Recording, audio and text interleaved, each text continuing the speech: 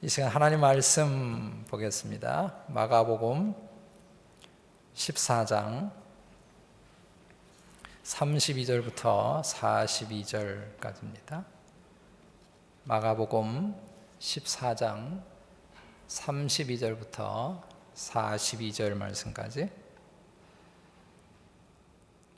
한 절씩 교독을 하고 마지막 42절은 같이 읽도록 하겠습니다. 제가 마가복음 14장 32절 제가 읽어드립니다.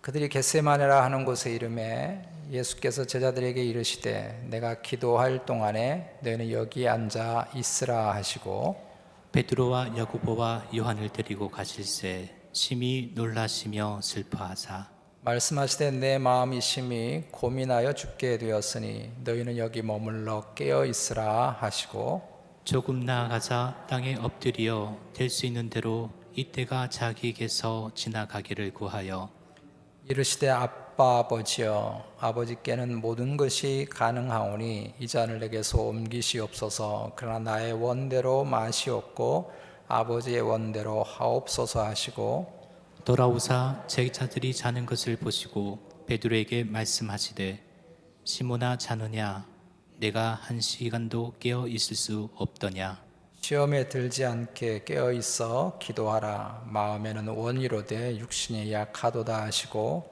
다시 나아가 동일한 말씀으로 기도하시고 다시 오사 보신즉 그들이 자니 이는 그들의 눈이 심히 피곤함이라. 그들이 예수께 무엇으로 대답할 줄을 알지 못하더라.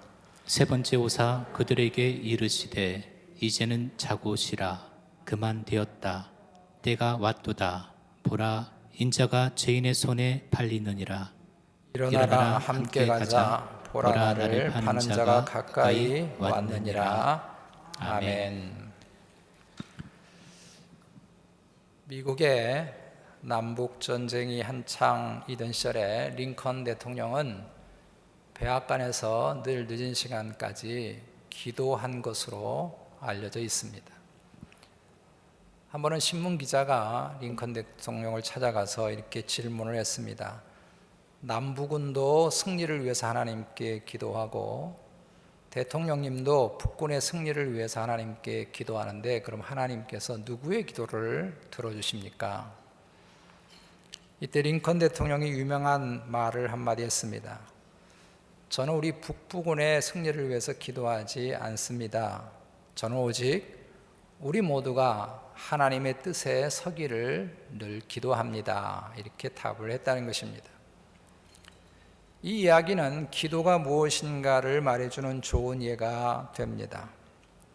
기도는 단지 내가 원하는 것, 내가 바라는 것, 내가 소원하는 것이 이루어지는 것만이 아님을 이야기해 줍니다. 그것이 기도라면 주님의 겟세마네 동산의 기도는 아무런 의미가 없는 허공에 던져진 메아리일 뿐입니다. 왜냐하면 주님은 이 잔을 내게서 옮겨달라고 기도하셨는데 그 기도는 응답되지 않았기 때문입니다. 우리는 지금 주님의 겟세마네 동산에서 하신 이 기도로 3주째 하나님 말씀을 나누고 있습니다. 오늘이 그 마지막 시간입니다. 처음에 드렸던 질문을 여러분 다시 한번 생각해 보시기 바랍니다. 왜 주님은 응답되지 못할 기도를 이처럼 간절하게 기도한 것일까요? 왜 주님은 지금까지 십자가를 향해서 달려오셨는데 이제 십자가를 정말 눈앞에 둔 정말 절대절명의 이 시간에 갑자기 뜬금없이 이런 응답받지 못할 기도를 하신 것일까요? 누가복음 22장 44절의 말씀과 같이 땀이 땅에 떨어지는 핏방울 같이 되도록 주님 왜 그렇게 간절히 기도하신 것일까요? 이 질문과 고민이 우리가 기도가 무엇인가를 알게 하는 중요한 질문이라고 하는 것을 말씀드렸습니다. 히브리서 5장 7절 말씀에 주님의 이 기도에 대해서 이렇게 히브리서 저자는 말씀합니다. 그는 육체에 계실 때에 자기를 죽음에서 능히 구원하실 이에게 심한 통곡과 눈물로 간구와 소원을 올렸고 그의 경건하심으로 말미암아 들으심을 얻었느니라. 제가 들으심을 얻었다고 하는 것은 기도가 응답됐다고 하는 뜻이라는 설명을 드렸습니다. 왜 히브리서 기자는 응답되지 못한 예수님의 기도를 응답된 기도라고 증거하고 있는 것일까요? 주님은 이런 기도를 소개하심으로 도대체 우리에게 기도에 대해서 무엇을 말씀하려고 하시는 것일까요? 지난주에 우리는 오늘 말씀을 통해서 왜 히브리서 저자는 이 주님의 기도를 응답받은 기도라고 증거하고 있는가, 그 이유에 대해서 한 가지를 묵상했었습니다. 그것은 시험에 들지 않게 깨어있기 위해서, 승리하기 위해서 주님이 기도하셨기 때문이라는 것입니다. 그것은 자꾸 잠에 빠져드는 제자들을 주님이 깨우러 가셨을 때 하셨던 말씀 속에 담겨 있습니다. 38절에 시험에 들지 않게 깨어있어 기도하라. 우리가 늘 기도의 삶을 살아가야 하는 이유는 연약한 우리들이 시험에 들어서 주님의 뜻과 멀어지는 삶을 살지 않기 위해서, 이기고 승리하기 위해서 우리는 늘 깨어 기도해야 하는 줄로 믿습니다. 주의 말씀하신 대로 깨어 기도하지 못한 제자들은 결단코 주님을 부인하거나 배신하지 않겠다고 호언장담했음에도 불구하고 베드로는 3번이나 주님을 모른다고 부인했고, 예수님이 잡혀갈 때에 모든 제자들은 다 주님을 버리고 도망갔습니다. 기도하지 않아서 그런 것입니다. 기도로 깨어있지 못해서 그런 것입니다. 그러므로 시험과 환난과 고난과 문제와 갈등이 많은 이 세상 속에서 우리는 늘 깨어 기도하며 살아가야 할 줄로 믿습니다. 오늘은 주님의 기도가 왜 응답받은 기도라고 하는지 그 두 번째 이유를 오늘 말씀을 통해서 함께 나누려고 합니다. 그것은 결국은 하나님의 뜻이 이루어졌기 때문에 주님의 기도가 응답받은 기도라고 말씀하는 것입니다. 주님의 겟세마네 기도는 우리가 기도하는 궁극적인 목적이 무엇인가를 분명히 가르쳐 줍니다. 그것은 결국 하나님의 뜻이 우리 가운데 이루어지기 위해서 우리는 늘 기도해야 하는 것이라고 가르쳐 주시는 것입니다. 36절 말씀에 이르시되 아빠 아버지여, 아버지께는 모든 것이 가능하오니 이 잔을 내게서 옮기시옵소서. 그러나 나의 원대로 마시옵고 아버지의 원대로 하옵소서. 예수님의 겟세마네 동산의 기도의 굉장히 중요한 핵심적인 단어가 무엇인가 하면 그러나입니다. 이 그러나라고 하는 단어 때문에 히브리서 저자는 이 예수님의 기도는 결국 응답된 기도라고 설명하는 것입니다. 이 그러나를 통해서 주님의 기도는 고난의 쓴 잔을, 십자가를 피해보고자 하는 기도가 아니라 오히려 고난의 쓴 잔을 기어이 마셔서 담대하게 하나님의 뜻 앞에 순종하겠다고 하는 기도였다고 하는 것을 알 수 있습니다. 일전에 제가 어느 마켓에서 자신이 원하는 것을 사주지 않는다고 떼를 쓰고 조르는 아이를 본 적이 있습니다. 엄마가 안 된다고 하니까 아예 바닥에 들어 누워서 고함을 지르고 소리를 지르고 몸을 막 이리저리 구르는 것입니다. 그런데 그 엄마는 끝까지 아이의 소원을 들어주지 않았습니다. 보통 이런 상황이 되면 한국 엄마들은 어떻게든지 달래느라고 사주고 말 때가 많이 있는데, 이 백인 엄마는 아주 요지부동이었어요. 그렇게 울고 보채는데도 기어이 아이를 마켓 바깥으로 데려나가서 야단을 치고 이렇게 울지 않도록 하는 것을 보았습니다. 아이가 얼마나 별스럽게 울고 난동을 피우는지 마켓에 온 사람들이 전부 다 아이를 쳐다볼 정도였는데, 그런데도 그 엄마는 끝까지 아이의 말을, 요구를 들어주지 않았습니다. 이유는 간단합니다. 아이가 요구하는 것이 그 아이에게 좋지 않기 때문이죠. 유익하지 않기 때문입니다. 당장 들어주면 아이는 기쁘겠죠. 그러나 그것은 사랑이 아닙니다. 엄마는 아이를 진짜로 사랑하기 때문에 절대로 안 된다고 하는 것입니다. 이것이 겟세마네 기도의 그러나의 의미입니다. 물론 우리는 지난주에 말씀을 드렸듯이 주님의 십자가의 고통의 1000만분의 1도 우리는 다 이해하지 못할 것입니다. 그래서 우리 주님이 34절에서 내 마음이 심히 고민하여 죽게 되었다고 하시는 주님의 고통을 결코 다 이해하지 못합니다. 이 고통과 번민은 온 땅의 하나님의 백성들이 져야 할 죄의 짐을 다 지시는, 결코 카운트할 수 없는, 셀 수 없는 모든 고통과 죄의 형벌의 총합이고, 영원전부터 성부 하나님과 단 한 번도 떨어본 적이 없는 예수 그리스도 성자 예수 그리스도의 하나님이 단절되는 단절의 고통입니다. 그래서 우리 주님이 십자가에서 외치신 것이 있습니다. 엘리 엘리 라마 사박다니, 나의 하나님이여 나의 하나님이 어찌하여 나를 버리시나이까. 이것은 단순히 나무로 된 십자가의 무게가 고통스러워서 한 것도 아니고, 가시면류관이 아파서 한 것도 아니고, 못을 박힌 손과 발이 아파서도 아니고, 채찍에 맞은 것이 아파서도 아닙니다. 이런 아픔과 감히 비교할 수 없고 계산할 수 없는 우리 모든 인생들의 고통에 총합을 짊어지셨기 때문에 우리 예수님이 그렇게 고통의 외침을 하신 것입니다. 그러나 중요한 것은 이런 결코 다 이해할 수 없고 다 헤아릴 수 없는 고통 가운데서도 주님은 기도로 결국 하나님의 뜻을 이루셨다는 것입니다. 그래서 주님의 기도는 완벽하게 응답받은 기도인 것입니다. 기도의 궁극적인 목적은 우리 안에서 우리의 삶 가운데서 하나님의 뜻이 이루어지는 것인 줄로 믿습니다. 주기도는 이것을 우리에게 가르쳐 주십니다. 주기도의 가장 중요한 핵심이 무엇인가 하면 하나님의 나라가 임하는 것입니다. 하나님의 나라가 우리의 삶 가운데, 우리의 심령 가운데, 우리가 살아가는 모든 주변의 환경 가운데 임하기를 바라는 뜻에서 주기도를 하라고 주님께서 요구한 것입니다. 하나님의 나라가 임하는 이것이 주님의 이름이 거룩해지는 것이고, 뜻이 하늘에서 이룬 것 같이 땅에서도 이루어지는 것입니다. 이런 하나님의 나라가 우리의 삶에 임한다는 것이 무엇일까요? 그것은 오늘 주님의 기도에 그러나의 단어 속에 있습니다. 그러나 나의 원대로 마시옵고 아버지의 원대로 하옵소서. 이 기도는 예수님이 아버지 뜻에 순종하시겠다고 하는 기도입니다. 이것이 우리가 기도해야 할 궁극적인 목적입니다. 우리가 늘 기도로 살아가야 될 궁극적인 목적은 무엇인가 하면 우리의 삶에 하나님의 나라가 임하는 것입니다. 하나님의 뜻이 우리의 심령과 삶 가운데 임하는 것입니다. 우리가 하나님의 뜻 앞에 순종하는 것입니다. 이것을 통해서 하나님의 이름이 영화롭게 되는 것이고, 이것을 통해서 하나님의 뜻이 우리의 삶 가운데 이루어지는 것이 우리가 기도해야 할 궁극적인 이유입니다. 영라이프지의 이사장이었던 밥 미첼 목사님에게 어느 날 편지 한 장이 도착했습니다. 1955년도 4월에 받았던 그 편지는 짐 엘리엇 선교사가 보내온 편지였습니다.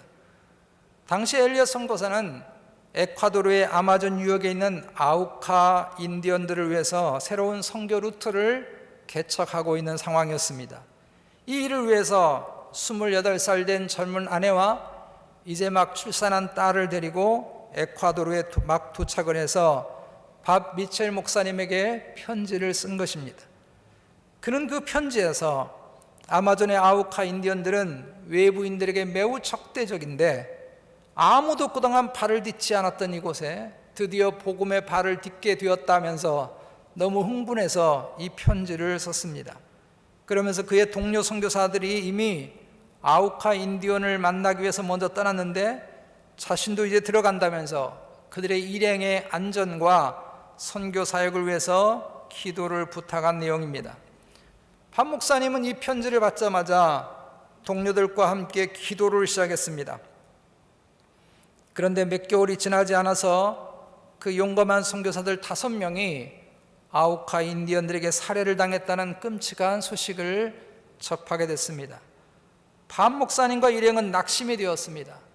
지난 수개월 동안 이들의 안전과 사역을 위해서 그렇게 우리가 뜨겁게 기도했는데 도대체 하나님은 왜 우리에게 이런 결론을 주시는 것일까? 너무 마음이 아팠습니다. 그로부터 10수년이 지나서 밥 목사님이 국제선교 컨퍼런스에 참석할 기회를 얻게 돼서 가게 되었습니다. 그리고 거기에서 아프리카에서 온 한 복음 전도자의 강연을 듣고 눈물을 쏟지 않을 수가 없었습니다. 그 전도자는 바로 짐 엘리엇 선교사를 죽였던 아우카 인디언 중에 한 사람이었던 것입니다. 아우카 인디언들은 죽어가면서도 그들에게 저항하지 않고 복음을 전하는 백인들에게 큰 충격을 받았고, 결국은 그들이 전하려고 했던 그 복음을 박해되었다는 것입니다. 짐 엘리엇의 아내 엘리자베스 엘리엇은 그 후에 성경 번역 선교사가 되어서 남편이 죽은 그 땅에 다시 들어갔고, 아우카 인디언들은 엘리자베스 엘리엇과 그의 딸을 함께 초대해서 그들과 함께 인연을 지내기도 했습니다. 반 목사님과 일행들은 하나님이 자신들의 눈물 흘린 기도를 결국은 하나님의 놀라운 방식으로 응답하시는 것을 보고 소름이 끼치도록 놀랐다는 이야기를 합니다. 우리들의 그 어떤 기도이든지 우리들의 기도는 결코 헛되지 않을 줄로 믿습니다. 주님의 겟세마네 동산의 기도가 헛되지 않듯이 짐 엘리엇 선교사를 했던 기도가 결코 헛되지 않듯이 하나님 우리의 기도를 통해서 반드시 하나님의 나라를, 그리고 하나님의 아름다운 뜻을 이 땅 가운데, 우리의 삶 가운데, 그리고 우리가 늘 교회를 위해서 기도하는 우리 열린 교회 가운데 반드시 이루어 가실 줄로 믿습니다. 그러므로 쉬지 말고 기도하십시오. 기도를 중단하지 마십시오. 그럼 우리 기도를 받으시는 아빠, 아버지 하나님은 반드시 당신의 온전하시고 기뻐하시고 선하신 뜻에 따라 우리에게 모든 기도에 응답해 주실 줄로 믿습니다. 두 번째로 생각할 것은, 어떻게 하나님이 하나님의 방식으로 결국은 그 뜻을 이루신다면 과연 기도가 필요할까 하는 것입니다. 주님이 가룟 유다가 배신한 것을 지적하면서 이런 말씀을 마가복음 14장 21절에 하십니다. 인자는 자기에 대해서 기록된 대로 가거니와 인자를 파는 그 사람에게는 화가 있으리로다. 주님은 이미 만세전에 하나님이 정하신 뜻에 따라 결국은 십자가의 길을 가게 된다는 것입니다. 인자는 자기에 대해서 기록된 대로 가거니와, 이게 하나님의 뜻입니다. 복음서에 자주 등장하는 표현이 때가 이름에입니다. 하나님이 정하신 때가 있다는 것입니다. 그래서 주님이 그 하나님의 정하신 때에 따라 걸으신 것입니다. 오늘 41절에서도 주님이 때가 왔도다 라고 말씀하십니다. 이제 주님이 십자가를 지실 때가 됐다는 것입니다. 성부 하나님이 이미 정하시고 성부 하나님이 이미 계획하신 그 때가, 그 계획이 이제 이루어질 때가 됐다는 것입니다. 그러므로 하나님의 뜻과 하나님의 계획은 반드시 이루어질 것입니다. 사무엘상 15장 29절에 이런 말씀이 있습니다. 이스라엘의 지존자는 거짓이나 변개함이 없으시니 그는 사람이 아니심으로 결코 변개치 않으심이니이다. 사울왕이 하나님의 명령을 어겼습니다. 그래서 하나님께서 사울왕을 대신해서 다른 왕을 세우시겠다고 하나님이 작정하셨습니다. 하나님이 이렇게 뜻하셨습니다. 이게 하나님의 뜻입니다. 그래서 사무엘을 통해서 사울에게 이 사실을 알려주니까 사울이 사무엘의 겉옷을 잡고 통사정을 합니다.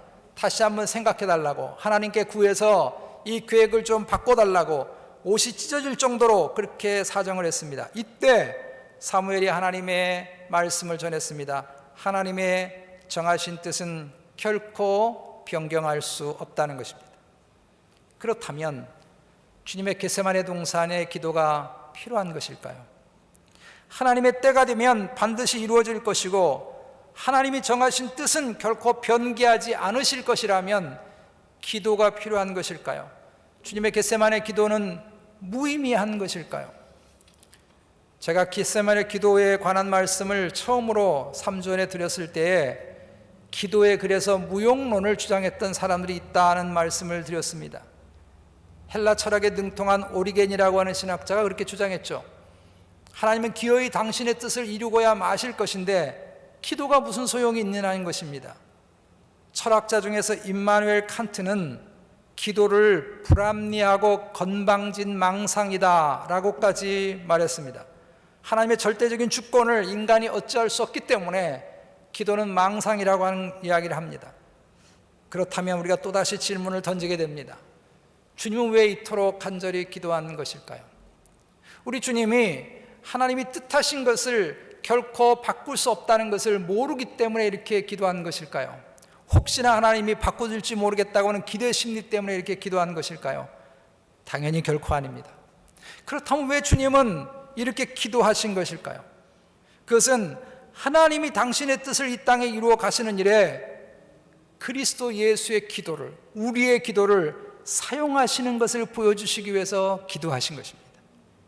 이것이 기도가 가지고 있는 놀라운 특권이고 은혜입니다. 하나님은 얼마든지 당신의 뜻을 이루어 가십니다. 그러나 하나님은 반드시 우리 기도를 사용하시는 줄로 믿습니다. 주님이 그것을 보이시려고 이렇게 간절히 겟세마네 동산에서 기도하신 것입니다. 그래서 우리의 삶의 기도가 절실히 필요한 이유가 이것입니다. 오순절의 성령의 역사를 한번 여러분 생각해 보시기 바랍니다. 당연히 성령의 오심은 이미 하나님이 약속한 것입니다. 사도 베드로가 오순절 성령 강림이 있고 나서 일어서서 구약의 요엘서 2장 28절을 인용하면서 성령의 임하심은 이미 구약에 약속한 것이라고 설명합니다. 성부 하나님이 약속한 것인데 어찌 이루어지지 않을 수 있겠습니까?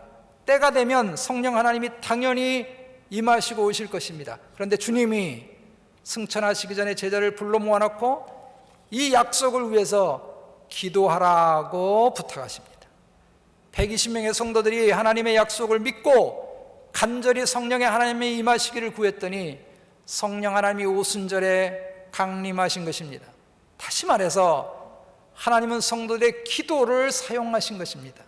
다른 말로 표현하면 하나님은 우리 기도를 동력으로 삼으십니다. 하나님이 당신의 뜻을 이루어가는 일들에 우리 기도와 함께 동역해서 그 일들을 이루어 가신다는 것입니다. 그러므로 우리가 기도하면 우리는 하나님의 뜻을 이루는 일에 동역하게 되는 줄로 믿습니다. 저는 성경에서 황당한 기도 중에 하나를 꼽으라면 아브라함의 기도일 것이라고 생각합니다. 하나님의 사자가 아브라함의 조카가 살고 있는 소돔성에 가고 있었습니다. 이때 그들의 일행을 발견한 아브라함이 급하게 이 세 명의 하나님의 사자를 극진히 대접을 하죠. 이때 하나님의 사자가 왜 소돔성을 가는가 하는 하나님의 뜻을 전달합니다. 그것은 소돔과 고모라의 형편을 살펴보고 심판하기 위해서 가신다고 말씀합니다. 하나님의 사자들이 떠나자마자 이때부터 아브라함이 하나님 앞에 기도를 시작했습니다. 하나님, 소돔성 안에 의인들이 있는데 그 의인들과 함께 다 멸망하는 것은 그건 옳지 않지 않습니까? 그러니 하나님, 거기에 의인이 50명만 있다면 소돔성을 멸망하지 말아 주십시오. 하나님이 답하십니다. 그래, 너가 구한 그대로 의인 50이 있으면 내가 소돔성을 멸망하지 않으마. 아브라함이 아무리 생각해도 자신이 없는 것입니다. 다시 기도했습니다. 하나님, 45명은 어떻습니까? 하고 하나님과 딜을 하기 시작했습니다. 그렇게 해서 45명, 40명, 30명, 20명, 드디어 마지막, 이번이 마지막입니다 하면서 10명까지 딜을 했습니다. 자, 여러분, 질문을 던져보겠습니다. 아브라함이 10명에서 기도를 멈추는 바람에 소돔과 고모라 성이 멸망했습니까? 아브라함이 끝까지 조금 더 한 걸음 더 요청을 해서 5명까지라고 했다면 롯과 그의 아내와 두 딸과 사위를 포함해서 5명이 넘으니까 소돔성이 멸망하지 않게 되는 것입니까? 분명 하나님이 이미 소돔성의 의인이 5명도 없다고 하는 것을 너무 잘 아십니다. 그럼 왜 하나님은 아브라함의 이런 기도를 다 받아주시는 것일까요? 왜 아브라함이 그렇게 요청할 때마다 그래 내가 이렇게 해주면 왜 이렇게 하신 것일까요? 도대체 아브라함의 기도가 무슨 의미가 있습니까? 아브라함의 이런 기도를 한다고 해서 소돔성이 살아남을 수 있을까요? 아브라함의 간구는 무엇을 말해주는 것일까요? 우리는 하나님이 롯의 가정을 그 심판 가운데 구원하신 너무 중요한 말씀을 창세기 19장 29절에서 이렇게 읽을 수 있습니다. 하나님이 그 지역의 성읍을 멸하실 때에, 곧 롯이 거주하는 성읍을 엎으실 때에 하나님이 아브라함을 생각하사 아브라함의 기도를 생각하셨다는 것입니다. 아브라함을 생각하사 롯을 그 엎으시는 중에서 내보내셨더라. 하나님이 롯의 가정을 구하는 일에 아브라함의 기도를 사용하신 것입니다. 하늘의 불덩이가 쏟아지고 있는 긴박한 순간에서 실은 소돔의 멸망의 이야기를 읽어보면 롯은 지체하고 있었습니다. 떠날까 말까 망설이고 있었습니다. 이때 하나님의 사자가 롯과 아내와 두 딸들의 손을 잡고 급하게 성 밖으로 나옵니다. 이 창세기 19장 16절에 이렇게 기록되어 있습니다. 여호와께서 자비를 더하셨음이었더라. 여호와께서 자비를 롯의 가족에게 더하셨단 말이에요. 누구 기도 때문에? 아브라함의 기도를 사용해서. 아브라함의 기도를 기억해서 아브라함의 기도로 인해서 하나님이 롯의 가정을 소돔과 고모라에서 건져주는 일을 하셨다는 것입니다. 하나님이 뜻하시고 하나님의 뜻을 이루는 일에 아브라함의 기도를 동역하도록 하셨다는 것입니다. 이것이 주님의 겟세마네 기도의 의미입니다. 이것이 주님이 밤새도록 몸부림치면서 기도하신 이유입니다.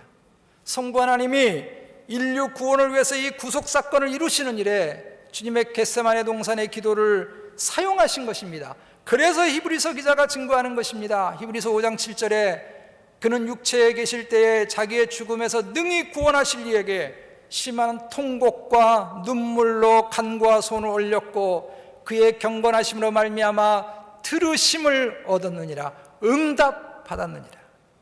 우리의 기도를 받으시는 아빠 하나님은 당신의 뜻을 이 땅 가운데 이루어 가시는 일에 우리 기도를 사용하시는 줄로 믿습니다.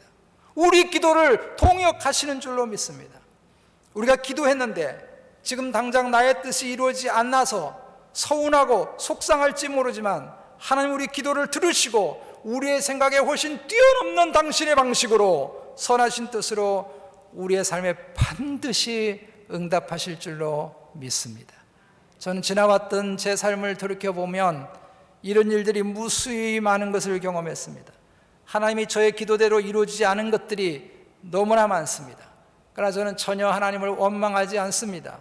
왜냐하면 돌아보면 하나님은 제가 생각하지 않은 아름다운 것으로 방식으로 모든 기도에 응답해 주셨습니다. 하나님은 그런 우리의 기도를 통해서 당신의 가장 선하시고 가장 온전하시고 가장 기뻐하신 뜻을 우리의 삶 가운데 이루어지는 줄로 믿습니다. 그러므로 쉬지 말고 기도하십시오. 하나님 우리 기도를 사용하시기를 원하십니다.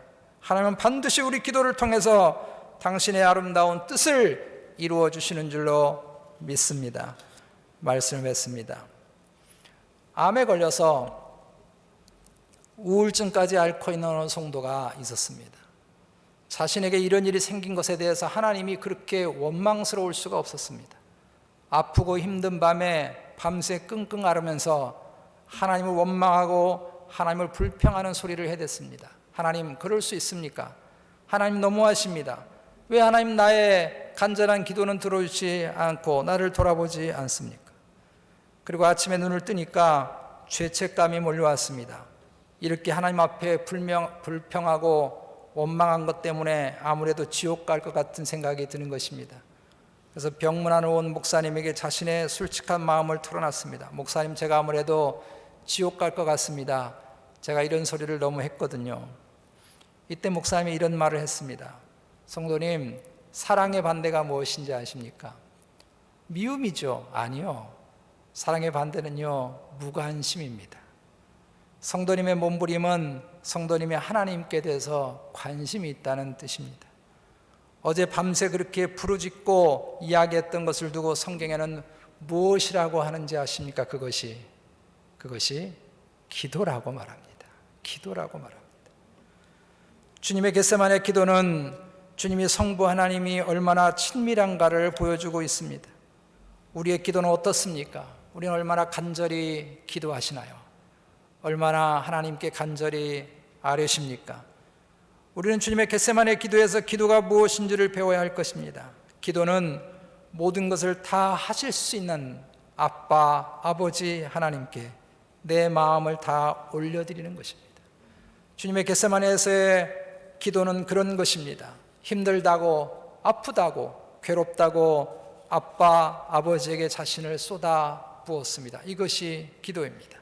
그리고 주님은 이 기도를 통해서 결국은 십자가를 질 힘과 능력을 얻으셨습니다. 시험에 빠지지 않기 위해서 끝까지 사명을 감당하기 위해서 주님은 기도하신 것입니다. 그러므로 우리는 늘 깨어서 기도해야 할 것입니다. 결국 주님은 이 기도를 통해서 하나님의 뜻을 온전히 이루십니다. 주님의 겟세마네 동산의 기도는 하나님의 뜻이 이루어지는 일에 쓰여진 것입니다. 하나님은 우리의 기도를 그렇게 쓰실 것입니다. 하나님은 우리의 기도와 부르짖음과 눈물을 통해서 우리의 삶과 우리 교회와 우리 가정과 이 세상 가운데 하나님의 기쁘신 뜻을 반드시 이루어 줄 줄로 믿습니다. 42절에 기도를 마친 주님이 일어나라, 함께 가자라고 승리의 선언을 하시고 담대하게 하나님의 정하신 길을 걸으신 것처럼 우리의 기도의 삶에서 이런 승리의 외침과 놀라운 하나님의 응답의 역사를 이 땅을 살면서 누리고 경험하시는 저와 여러분들 다 되어주시기를 주님의 이름으로 축복합니다. 이 시간 우리 함께 말씀 붙잡고 기도하십시다. 여러분 요즘에 어떤 기도를 드리시나요? 내 자신과 가정과 우리 교회를 위해서 다시 한번 아빠, 아버지 하나님께 우리 기도하십시다. 하나님은 우리 기도를 사용하시는 줄로 믿습니다. 들으시는 줄로 믿습니다. 우리 그렇게 기도하기를 원하고요.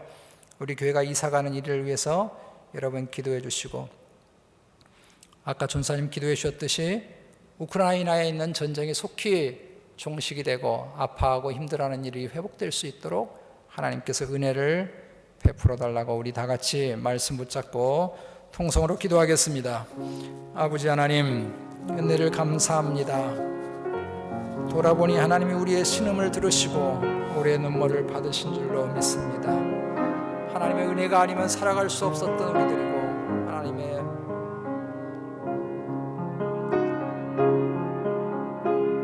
도와주심이 아니면 일어날 수 없는 저희들인데, 하나님 우리 기도를 사용해 주셨습니다.